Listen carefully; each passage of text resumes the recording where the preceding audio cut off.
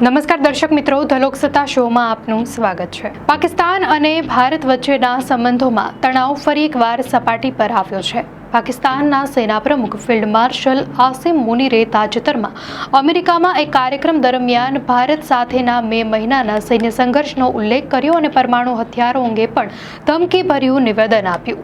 આ નિવેદનના જવાબમાં ભારતના વિદેશ મંત્રાલયે પણ તીખી પ્રતિક્રિયા આપતા કહ્યું કે પરમાણુ હુમલાની ધમકી આપવી પાકિસ્તાનની જૂની આદત છે। તો બીજી તરફ પાકિસ્તાનના વિદેશ મંત્રાલયે પણ ભારત પર તથ્યોને તોડી મરોડીને રજૂ કરવાનો આરોપ લગાવ્યો છે। આ સંજોગોમાં એક સવાલ ફરીથી ચર્ચામાં આવ્યો છે કે પાકિસ્તાન પાસે કેટલા પરમાણુ હથિયાર છે અને તેની શક્તિ કેટલી છે અને સામે ભારતની શું સ્થિતિ છે તે અંગે વિગતવાર જાણીએ। ભારત અને પાકિસ્તાન વચ્ચે તણાવની સ્થિતિમાં પરમાણુ શસ્ત્રોનો મુદ્દો હંમેશા કેન્દ્ર સ્થાને રહે છે। બંને દેશો પાસે પરમાણુ હથિયારો છે, પરંતુ તેના ઉપયોગ અંગેની તેમની નીતિઓ તદ્દન અલગ છે। પાકિસ્તાનની નીતિ ફર્સ્ટ યુઝની છે, જેનો અર્થ એ છે કે તેની સુરક્ષા જોખમમાં હોય તો તે પહેલા પરમાણુ હુમલો કરી શકે છે। પાકિસ્તાન આ નીતિને પોતાની સુરક્ષા માટે જરૂરી ગણે છે, તો બીજી તરફ ભારતની નીતિનો ફર્સ્ટ યુઝની છે। ભારત હંમેશા કહે છે કે તે પરમાણુ શસ્ત્રોનો ઉપયોગ માત્ર ત્યારે જ કરશે જ્યારે તેના પર પહેલા પરમાણુ હુમલો કરવામાં આવે। ભારતીય નેતૃત્વ પાકિસ્તાનની ફર્સ્ટ યુઝ નીતિને પરમાણુ બ્લેકમેલ તરીકે જુએ છે। આ પરમાણુ નીતિઓમાં રહેલી તફાવત જ દર્શાવે છે કે બંને દેશો એકબીજાને કઈ નજરથી જુએ છે અને ભવિષ્યમાં પણ આ મુદ્દો ચર્ચાનો વિષય રહેશે। ભારત અને પાકિસ્તાન વચ્ચેના પરમાણુ શસ્ત્રો અને સૈન્ય સંઘર્ષ ચર્ચામાં નિષ્ણાંતોના મંતવ્યો પણ ખૂબ જ મહત્વપૂર્ણ બની જાય છે। તાજેતરમાં institute of peace and conflict સ્ટડીઝના વરિષ્ઠ સંશોધક ડોક્ટર મુનીર અહમદ અને Manohar Parrikar institute of defence સ્ટડીઝના વરિષ્ઠ સંશોધક સહયોગી ડોક્ટર રાજીવ નયને આ મુદ્દે કેટલાક મહત્વના અવલોકનો રજૂ કર્યા છે, જે હાલની સ્થિતિને સમજવામાં મદદરૂપ છે। ડોક્ટર મુનીર અહમદ કહે છે કે પાકિસ્તાનની પરમાણુ ધમકીઓ હવે પહેલા જેટલી અસરકારક નથી રહી। વડાપ્રધાન નરેન્દ્ર મોદીના મંતવ્યોનો ઉલ્લેખ કરતા તેઓ જણાવે છે કે પાકિસ્તાન પરંપરાગત સૈન્ય કાર્યવાહીનો સામનો કરવા માટે પરમાણુ શસ્ત્રોનો ઉપયોગ કરવાની ધમકી આપે છે। આને તેઓ પરમાણુ બ્લેકમેલ કહે છે। જો કે ભારતે બાલાકોટ અને તાજેતરના ઓપરેશન સિંદૂર જેવા પગલાં દ્વારા આ પરમાણુ ધમકીની સીમાનું નિરીક્ષણ કર્યું છે। આ દર્શાવે છે કે ભારત હવે પાકિસ્તાનની આવી ધમકીઓને વધુ ગંભીરતાથી નથી લેતું અને જરૂરી કાર્યવાહી કરવાથી ખચકાતું પણ નથી। ડોક્ટર રાજીવ નયનનો પ્રશ્ન ખૂબ જ મહત્વપૂર્ણ છે। તેઓ પૂછે છે કે પાકિસ્તાનનો પરમાણુ થ્રેશોલ્ડ શું છે। ઉરી, બાલાકોટ અને ભારતના મિસાઇલ હુમલાઓ પછી પણ પાકિસ્તાને પરમાણુ હુમલો કર્યો નથી, જેનાથી આ પ્રશ્ન વધુ ગૂંચવાયો છે।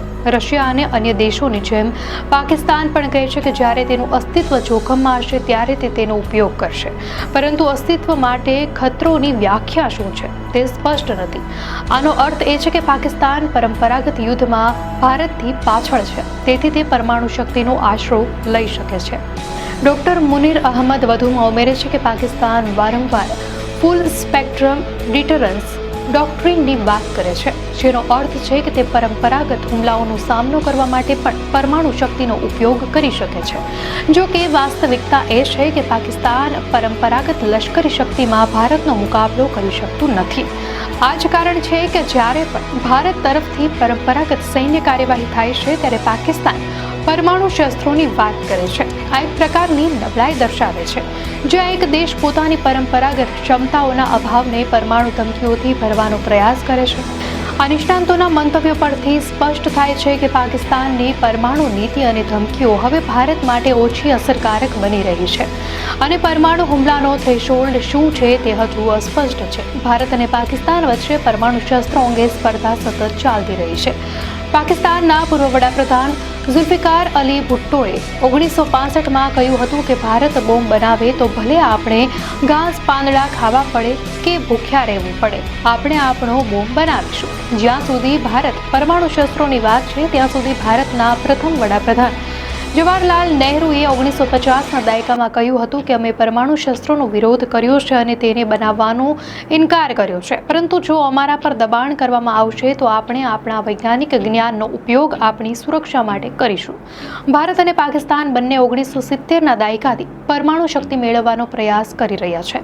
ભારતે 1974માં સ્માઇલિંગ બુદ્ધ પરીક્ષણ કર્યું હતું અને સંકેત આપ્યો હતો કે તે પરમાણુ શક્તિ પ્રાપ્ત કરી શકે છે, પરંતુ ભારતે પહેલી રવિવાર 11 અને 13 મે 1998ના રોજ ઓપરેશન શક્તિ હેઠળ પરમાણુ શસ્ત્રોનું પરીક્ષણ કર્યું હતું. તેના થોડા દિવસો બાદ 28 અને 30 મેના રોજ પાકિસ્તાને ચગઈ 1 અને ચગઈ 2 પરીક્ષણો કરીને સંકેત આપ્યો હતો કે તેની પાસે પરમાણુ શસ્ત્રો પણ છે. એટલે કે બંને દેશો પાસે છેલ્લા 27 વર્ષથી સત્તાવાર રીતે પરમાણુ શસ્ત્રો છે. આ સમયગાળા દરમિયાન જ્યારે પણ ભારત અને પાકિસ્તાન વચ્ચે તણાવની પરિસ્થિતિ હતી ત્યારે બંને દેશોના પરમાણુ શસ્ત્રો ચર્ચા અને ચિંતાનું કેન્દ્ર બન્યા હતા. પાકિસ્તાનની પરમાણુ નીતિ તેના જાહેર નિવેદનોથી વિપરીત અને આક્રમક રહી છે.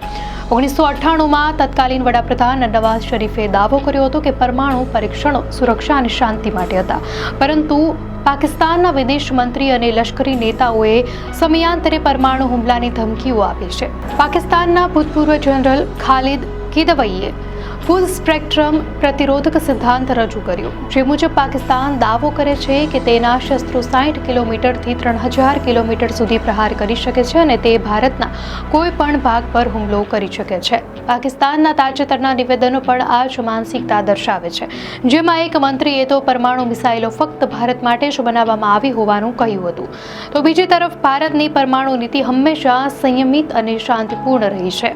1974માં ઇન્દિરા ગાંધીએ પરમાણુ પરીક્ષણને શાંતિપૂર્ણ વિસ્ફોટ ગણાવ્યો હતો. 1998માં વડાપ્રધાન અટલ બિહારી વાજપેયીએ સ્પષ્ટ કહ્યું હતું કે ભારતના પરમાણુ શસ્ત્રો સ્વબચાવ માટે છે. ભારત નો ફર્સ્ટ યુઝ એટલે કે પ્રથમ ઉપયોગ નહીં કરવાની નીતિનું પાલન કરે છે. વાજપેયીએ સંયુક્ત રાષ્ટ્રમાં પણ કહ્યું હતું કે ભારત પરમાણુ શસ્ત્રો વિનાની દુનિયા ઈચ્છે છે, પરંતુ આક્રમણને રોકવા માટે ઓછામાં ઓછા પરમાણુ શસ્ત્રો રાખશે. આ દર્શાવે છે કે ભારતની નીતિ જવાબદાર અને સંરક્ષણાત્મક છે, જ્યારે પાકિસ્તાનનું નેતૃત્વ પરમાણુ ધમકીઓનો વારંવાર ઉપયોગ કરે છે.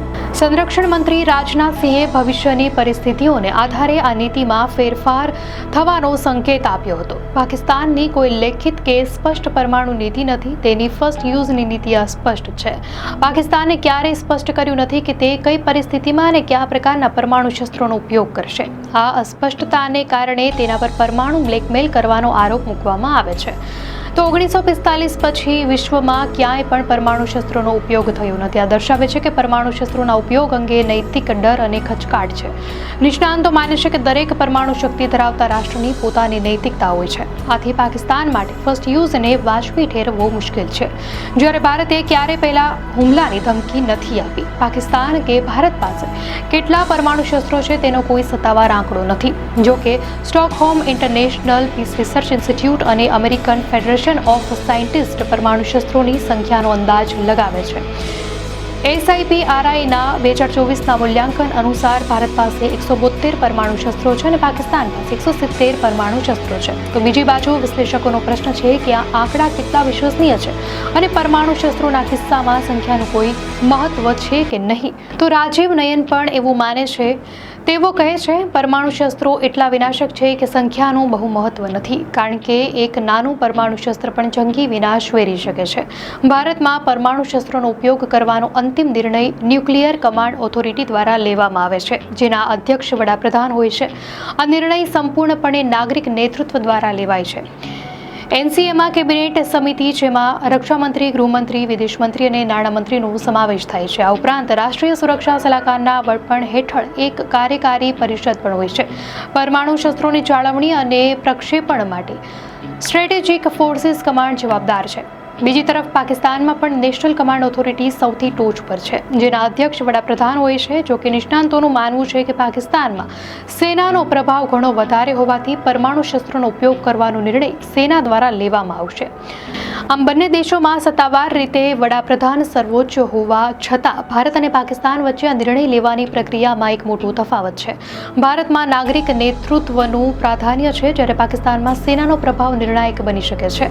ભારત અને પાકિસ્તાન બંને પરમાણુ શસ્ત્રો ધરાવે છે, જેમાં વોરહેડ અને મિસાઇલનો સમાવેશ થાય છે. શાંતિના સમયમાં બંને દેશો મોટાભાગના શસ્ત્રોને અલગ અલગ રાખે છે, પરંતુ કેટલાકને તૈયાર સ્થિતિમાં પણ રાખવામાં આવે છે. જોકે નિષ્ણાંતો માને છે કે બંને દેશો વચ્ચેનું અંતર ઓછું હોવાથી શસ્ત્રોને કેવી રીતે રાખવામાં આવે છે તેનાથી બહુ ફરક પડતો નથી. ડોક્ટર મુનીર અહમદ જણાવે છે કે જો ક્યારેય આવી સ્થિતિ સર્જાય તો તેનો અર્થ એ થશે કે બંને દેશો પરસ્પર વિનાશ તરફ આગળ વધી રહ્યા છે. આનો અર્થ છે કે પરમાણુ શસ્ત્રોનો ઉપયોગ વિનાશક હશે અને તે બંને દેશો માટે અત્યંત જોખમી છે. દર્શક મિત્રો, આ માહિતી આપને કેવી લાગી? આપની પ્રતિક્રિયા અમને કોમેન્ટમાં ચોક્કસથી જણાવશો. અને જો આપને આ વિડીયો સારો લાગ્યો હોય તો વિડીયોને લાઇક કરો અને ચેનલને સબસ્ક્રાઇબ કરો.